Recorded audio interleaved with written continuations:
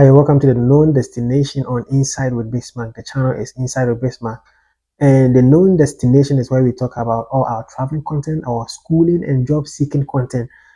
So you can go to the Inside with Bismarck and look at the playlist and look at the known destination. That is where you see all our traveling content. I know this year you want to travel, but there are some mistakes that you need to avoid as you apply for your visa, either for school or for visit or for work and etc. If this content will be of importance to you, stay with me, don't go away. Let's get started. One of the most common mistakes that people do as they apply for their visa is incomplete or incorrect documentation. And this is by far one of the most common reasons why people visas are rejected. And if you are asked of a bank statement, you need to provide it as exactly as they want it in a particular format. If you are not very conversant with the format, you visit those professionals who knows how to go about it. If they require you to bring your bank statement, you can go to your bank and ask them to give you a bank statement. Don't take a screenshot of your bank app and send it to them, and that is very wrong. If you are required to get I mean your birth certificate, just don't go and take a screenshot from your phone or take a screenshot with your phone and go and print it. In fact, send a scanned copy or what they deem appropriate. In fact, incorrect or incomplete documentation has cost a lot of people their traveling opportunities. And so you need to take note of that. Another one is inconsistent information. In fact, information that do not tally. Today you say this, the next day you say that. Today your name is you're having three names. The following day you have only two names. You talk about, say, Gideon as your first name, and tomorrow Amwako becomes your first name and all that. In fact, they have eye for information. These people in the embassies have worked a long period of their experience, and so they know how to fish out information that do not tally. They know how to fish out inconsistent information. So make sure that your date, your name, your date of birth, your address, all tallies and all becomes consistent in a particular, or all becomes consistent all the time. Not even in a particular time, becomes consistent all the time. In fact, inconsistent information can cost you your visa. Another one is a weak statement of purpose. Statement of purpose is your opportunity to shine, is your opportunity to tell them what you intend to do, especially when you are applying for work or study visa. It gives you the opportunity to tell them what, your career goals. So don't go talking about, for example, if you want to, school in the United States, don't go and tell them that you want to school in the United States because United States is very beautiful and it's so nice. No, tell them, your purpose, your goal, and how it aligns to the course that you're going to do and how you intend to also come back home and help your home country. So don't go telling them that you want to study in the United States and so that you can live there and live there and also give birth to your children and live there forever. No, tell them how the course you're going to do aligns with your goal or your purpose, and let them understand how you're going to contribute to your home country after you are done with that course. Don't go, writing weak lines or generic lines like I want to go to the United States because it's beautiful, it's the destination for everybody to go. No, that is not a strong statement of purpose. So submit a strong statement of purpose and not a weak statement of purpose. And trust me, you will be there. You can get it. Also, take note of financial proof requirement because money is very important. Usually, they want to know how you're going to take care of yourself. And so, for example, if you get to the American embassy and they are asking you to submit $10,000 or $15,000, don't go submitting 10,000 Ghana cedis. No, you don't have to ignore that because it's very, very important. And don't go about borrowing money from people and dumping it in your account, and in the next 2 to 3 days or the next 1 week you take the money out. They are going to spot these tricks and it will go against you. Also, another one mistake is fake document. This one there, you shouldn't even try it. Some people think that they can outsmart the system, but trust me, these embassies have advanced ways to track fake documents or to know fake documents, and so it's not worth the risk. I mean, you might end up being denied your visas or even being blacklisted from 5 to 10 years or more. So it's not worth the risk. And even apart from that, it may be a jailable offense. You might be put behind bars. Who wants to find himself in that position? So don't even try it. So you can't outsmart the system.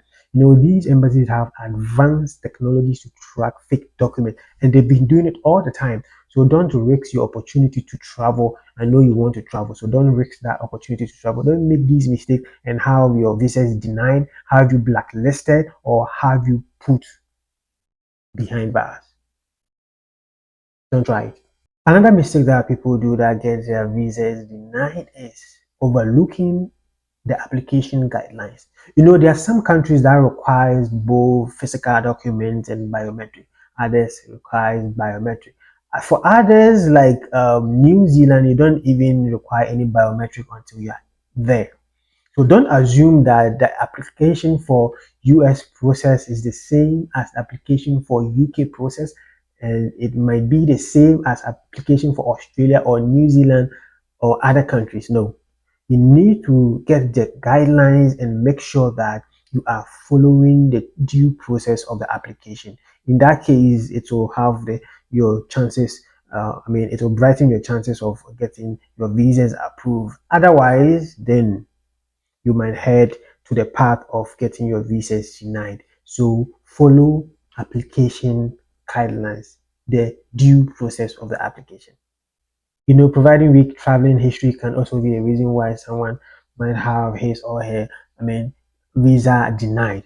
In fact, wherever you have traveled to, make sure that you add it to the application. Even if you have traveled to Burkina Faso, you have traveled to Kenya, South Africa, you have traveled to Iraq, Iran, Syria, you have traveled to, Dubai, Qatar. Make sure that it's part of your traveling history. Add it. In fact, weak traveling history um, might also get your visas denied, and so having a strong traveling history might increase your chance. So wherever you have traveled to, add it up. Also, one mistake that people do is being dishonest, especially during the day of the interview. In fact, these officers are trained to detect lies. If you are memorizing answers from somewhere, they are able to detect that because they are experienced. That is the work they do. They've done it over and over. And so they are trained to detect lies, dishonesty. They are trained to detect all that. If you have gone to, you've gotten questions from people and trying to memorize answers, they are going to know, and they're going to deny your visa. They might deny your visa. So be honest with yourself. Another mistake that people do is to rush the application process. There's deadline for the process. So usually try and start your application early so that you have enough time to correct some mistake, or you have enough time to add up documents that you might need. And don't wait till last minute. Last minute are always dangerous. So don't rush the application process, especially when the time is getting closer. Try to start your process and get room to fix all your problems and your mistakes. Also, another mistake that people do is to ignore the assistance of consultant people who can help them, especially in very technical things that they are not able to do themselves. In fact, it's very important to consult these immigration consultants, not those guys on the street who wants to take your money. No, the reputable agents that are registered in your country that can help you with the application process, because these embassies take everything very serious.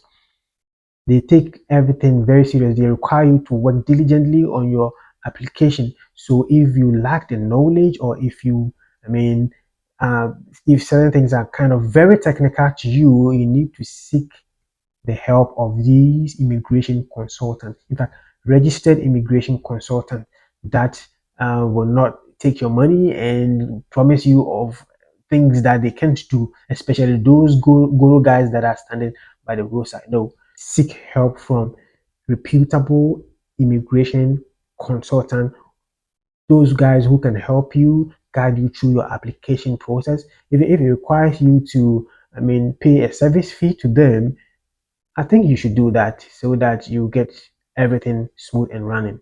If you're looking to start application process, you are wishing you all the best. Sometimes it takes time. You need to be very patient. And once the stamp is hit in your passport, you realize that it's worth it. And don't forget to take some pictures and send us when you get to United States, when you get to United Kingdom, when you get to Australia, when you get to Canada, when you get to Dubai, when you get to New Zealand, in fact, when you get to your destination.